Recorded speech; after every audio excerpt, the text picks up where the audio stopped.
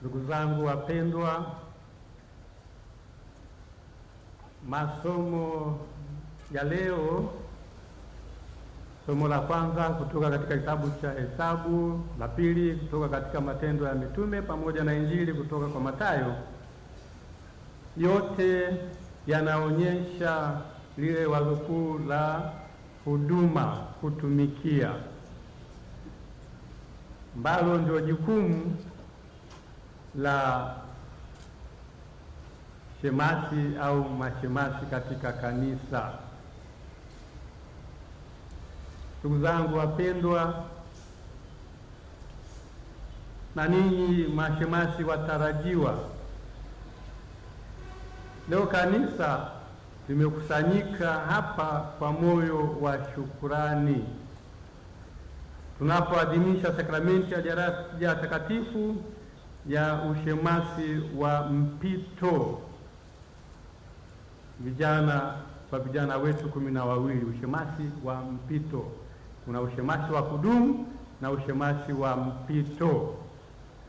Hawa wote 12 ni wanapewa ushemasi wa mpito, sio wa kudumu. Kwa hiyo tunamshukuru Mwenyezi Mungu kwa neema zake kwa kanisa letu la Jimbo Kuu la Dar es Salaam. Kazi yenu sasa kama mashemasi ndio hiyo ya kuhudumu. Katika kitabu cha Hesabu, somo ambalo tulisikia, Bwana alimwambia Musa achukue wale wa kabila la Lawi awapeleke mbele ya Haruni. Haruni alikuwa kuhani. Kwa hiyo sasa hawa wa kabila la Lawi kazi yao ni nini? Kazi yao ni kuhudumu katika hema, kuhudumia nani? Huyu Haruni ambaye alikuwa kuhani. Na kazi yao pia hawa kutoka kabila la Lawi kulinda, kutunza vyombo vitakatifu pale kwenye hema. Kwa hiyo tunaona wazo linakuja la kuhudumia, wanapelekwa kule kuhudumia kwenye hema, kuhudumia huyu kuhani, kumhudumia kuhani Haruni. Na katika somo la pili kitabu cha Matendo ya Mitume, ambapo kwa kweli ndio chimbuko la ushemasi katika kanisa, tunasikia hizo habari za ile kanisa la mwanzo ambapo walikuwa wanakaa pamoja. Kanisa la mwanzo wanakaa pamoja, na kuna wale Wayahudi walikuwa wanaongea Kigiriki, kuna ambao wanaongea Kiebrania. Sasa malalamiko yalitokea kwamba wajane wa wale Wayahudi ambao walikuwa wanaongea Kigiriki walikuwa wanapunjwa katika huduma, walikuwa wanapunjwa. Kwa hiyo sasa malalamiko haya yaliwafikia mitume, na mitume wakasema hatuwezi kuacha kazi ya kuhubiri, kae mezani kwanza kugawa chakula huko na kadhalika. Ndio wakawaambia waamini wachague watu 7. Basi wakachaguliwa watu 7, mitume wakawekea mikono, basi hao wakawa ni mashemasi na kazi yao ni kuhudumu, ili mitume wabaki na ile kazi kubwa ya kuhubiri neno la Mungu. Kwa hiyo kazi yenu nyinyi ambao ni mashemasi tarajiwa ni kuhudumu, kutoa huduma. Na Kristo tunasikia katika Injili anasema aliye mkubwa ni yule ambaye anayetumikia. Huyo ndiye mkubwa, anayetumikia. Kwa hiyo anayetaka kuwa shemasi basi ajue kwamba anayo kazi ya kutumikia. Awe mdogo, ajishushe ili apate kutumikia. Ndugu zangu wapendwa, ushemasi sio hatua ya kujikuza kuelekea kupata maslahi fulani, bali ni hatua ya kujishusha kwa ajili ya kutoa huduma. Anayejikweza hawezi kutoa huduma, lakini yule ambaye anayejishusha kwa kweli ni rahisi kutoa huduma, kuwahudumia wengine. Kwa hiyo tunasema ushemasi kwa kweli sio hatua ya kuelekea ukubwa au ni hatua ya kujishusha ili kuwa tayari kuwahudumia wengine. Utume wa ushemasi ni wa aina tatu. Utume wa mashemasi uko wa aina tatu. Aina ya kwanza ni kutangaza neno la Mungu, kutangaza neno la Mungu, kusoma Injili kwa heshima, kusoma Injili kwa heshima. Kuna namna ambapo unaweza kusoma neno la Mungu, kusoma Injili sio kwa heshima. Kwa hiyo unapaswa kusoma kwa heshima Injili. Kwa umesoma Injili labda umeweka mkono kiunoni namna hiyo, wala sio heshima. Kwa hiyo naitwa kusoma neno la Mungu hata Injili kwa heshima na kuhubiri. Ndio kazi ya mashemasi, kusoma Injili na kuhubiri. Sasa katika kwenda kusoma Injili, liturujia iko wazi, kanuni za liturujia ziko wazi, kwamba shemasi anakwenda kwa padri na kuomba baraka, au askofu na kuomba kwa baraka, na baadaye naenda kufanya nini? Anaenda kusoma Injili. Sehemu fulani iliwahi kutokea kwenye ibada, imefikia wakati huo wa Injili, shemasi anakwenda kwa padri, akawa amefunga kinywa, akainama tu, na yule padri alikaa kimya, akawa anaangalia, na huko kwaya wanaendelea kuimba ile shangilio, na shangilio linaisha, shemasi watu bado ameinama, na padri tena ameelekeza macho yake mbali huko. Alimuonea huruma na kumgusa kichwani. Unataka nini? Nataka baraka. Sema sasa. Kwa hiyo katika kanuni za liturujia ipo pale, sio swala la kuinama tu, lakini unasema baba naomba baraka, baba naomba baraka, na baada ya hapo sasa padri au askofu anakubariki. Baadaye ndio unaenda kusoma Injili. Kwa hiyo kazi ndio hiyo, kusoma Injili kwa heshima, lakini kwanza baraka, alafu pia kuhubiri pale ambapo ibada ya misa takatifu inafanyika na kuna shemasi, basi padri anatulia kwenye kiti chake. Ni kazi ya shemasi kuhubiri. Kuhubiri ndio kazi yako. Na kuhubiri unahitaji nini? Unahitaji kwa kweli kujiandaa. Usipojiandaa vizuri utashindwa kuhubiri. Waina wasiini sana, mjiandae kulisoma hilo neno la Mungu na kuandaa vizuri mahubiri, kuja kuwahubiria waamini. Na wala usiseme kwamba Dominika iko mbali. Maana kuna wengine ambao wanasubiria dakika za mwisho, Dominika iko mbali. Inaweza katokea dharura huko baadaye. Katokea dharura, wewe ukisema kwamba nitaandaa mahubiri yangu Jumamosi usiku, na wiki nzima hapo ulikuwa umekaa tu unasubiria Jumamosi usiku, inaweza katokea dharura na ukashindwa kuandaa mahubiri, kama ilivyotokea sehemu fulani. Hivyo padri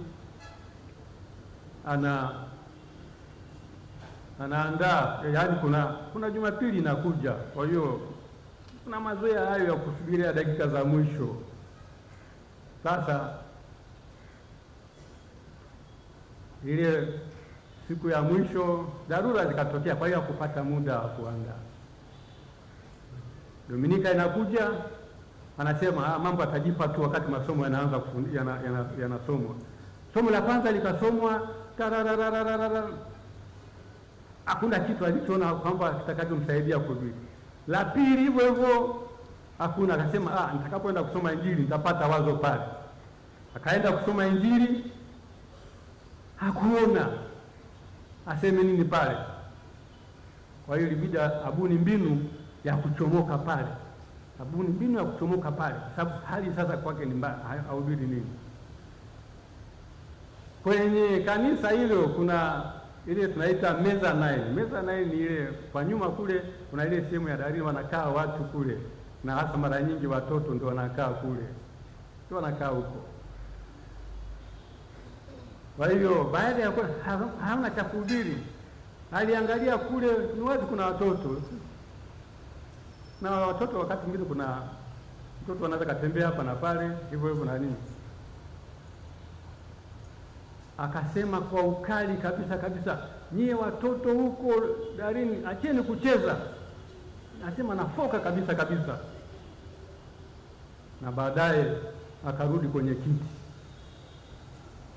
kupumzika, na bado na sadiki, na watu wakapata picha kwamba padri amekasirika leo mpaka ameshindwa kuhubiri. Amekasirika sana mpaka ameshindwa kuhubiri. Wala sio swala dini, ilikuwa namna tu ya kuchomoka pale, sio kwamba alikuwa amekasirika. Kwa hiyo ninaombeni sana muandae mahubiri vizuri. Nikirudi nyuma kidogo kwenye ile kuomba baraka, sio ninyi tu, kwenye liturujia kama inawezekana mahali ambapo hakuna shemasi, labda askofu ameenda mahali kutoka paimara na hakuna shemasi. Kwa hiyo kuna kufanya nini? Padri lazima akahubiri, sio kuhubiri, lazima akasome Injili. Sasa wakati mwingine tunashuhudia, yani askofu upo, baadaye unaona mtu anachomoka huko tu, padri anachomoka huko moja kwa moja, anaenda wapi? Anaenda kwenye ambo kama hapo, anaanza kufanya nini? Kusoma Injili. Anajiuliza liturujia gani hii? Yaani amechomoka moja kwa moja kwenye kitu huko, anakuja kusoma Injili pale. Na tena baada ya kumaliza anabusi kitabu, anarudi kule. Basi askofu anabaki anashangaa, liturujia gani hii? Kwa kweli hakuna liturujia namna hiyo. Kama ni misa ya kiaskofu, yule shemasi yule padri anaenda kuomba baraka, alafu anayebusu kitabu, wala sio kama ni padri unaenda kunabusu kitabu na unarudi kwenye kiti chako. Ni askofu. Point taken. Ndugu zangu, nani ya pili, kazi ya pili ya shemasi, anasema kuhudumu altareni. Katika maadhimisho mbalimbali ya liturujia, mtahudumu altareni, mtabatiza. Pia kuna kubatiza, shemasi anayo uwezo wa kubatiza, kushuhudia ndoa pia. Lakini naomba mwe makini katika swala hili la kushuhudia ndoa. Kwanza, huwezi kushuhudia ndoa. Kushuhudia ndoa ni ile wengine wanasema kufungisha ndoa, lakini neno zuri nasema kushuhudia ndoa. Ni kwamba kama ni katika kuna ibada ya misa na kuna ndoa ambayo itashuhudiwa, shemasi hawezi akashuhudia ile ndoa. Huu ni utaratibu uliowekwa tangu mwaka 91. Kiangalia utaratibu uliotoka Roma.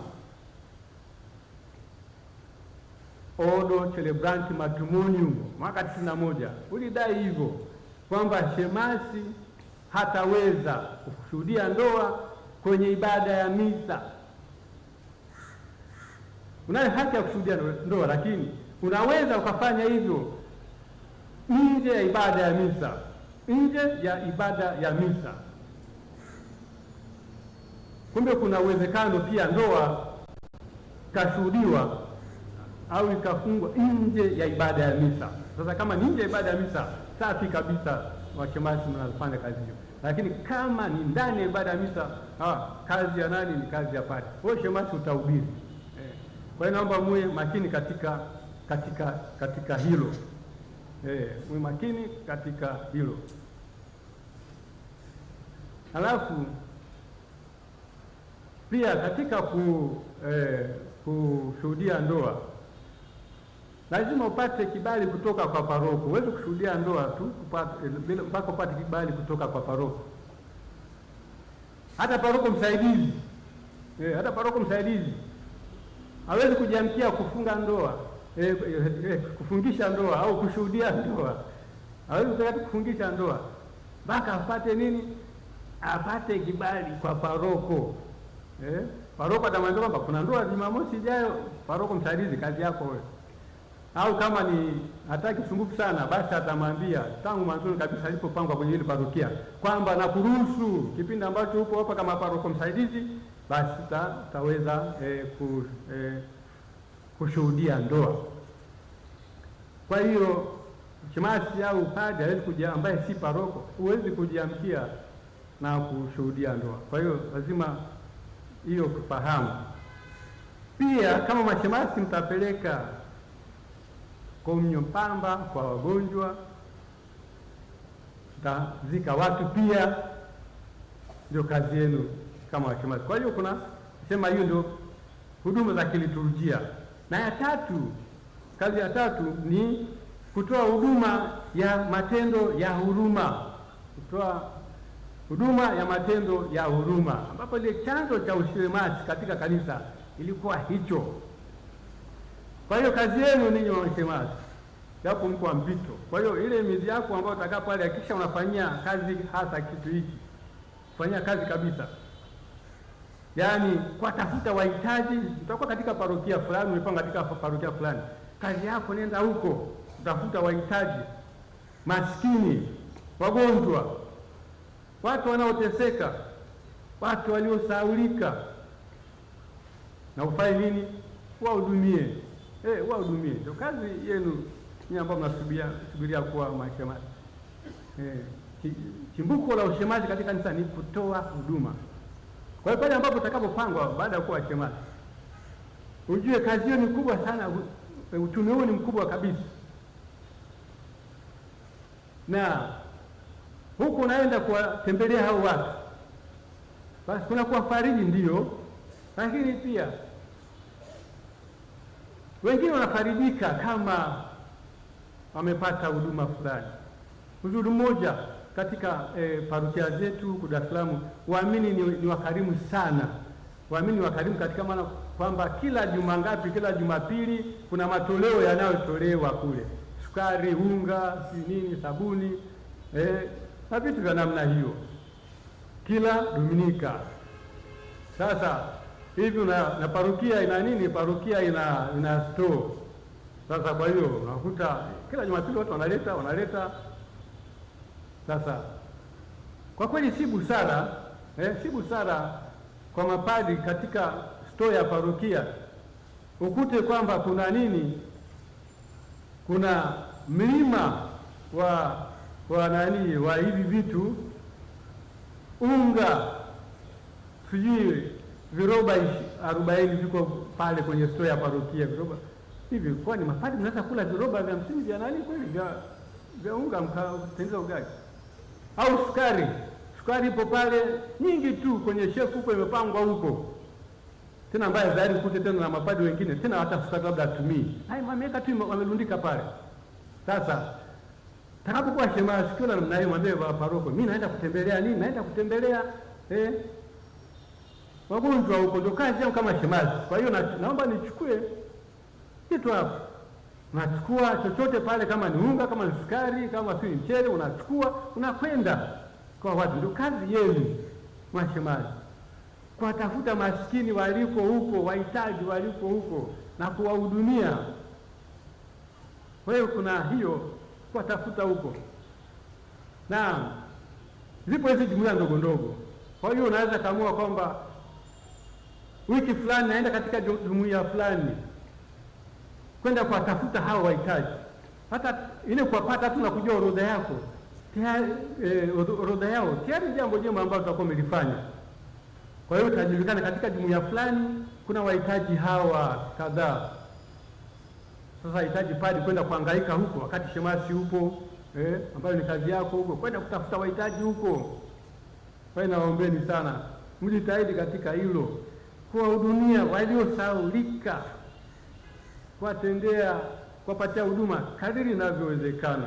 Ndio utume wa shemasi. Kwa hiyo basi, kwa ufupi, nikichanganya yote matatu ambayo nimesema, tunaweza kusema hivi: mashemasi wataitangaza neno la Mungu, watasaidia taifa la Mungu kulisikia na kuishi habari njema, watasaidia katika maadhimisho ya Ekaristi Takatifu, wakihakikisha kuwa mafumbo matakatifu yanaadhimishwa kwa heshima na kwa uchaji. Lakini pia unaitwa kuwahudumia maskini, wagonjwa na waliosahaulika katika jamii. Ndani ya watu hawa mtakutana na Kristo mwenyewe akisubiri kupata upendo wa huduma yenu.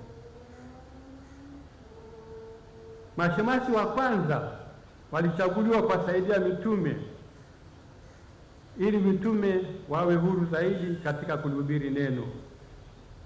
Kwa hiyo na ninyi maparokiani, kwa kweli kuna zile huduma ambazo paroko au mapade wahitaji kwenda kuhangaika huko, na shemasi yupo. Shemasi akahangaike huko na padi hangaike zaidi na mambo ya kisakramenti, mambo ya kiroho zaidi.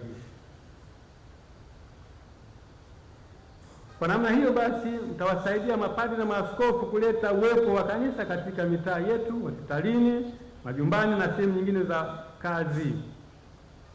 Utume wenu ni muhimu sana katika utume wa kanisa. Utume wenu umejikita katika huruma ya Mungu.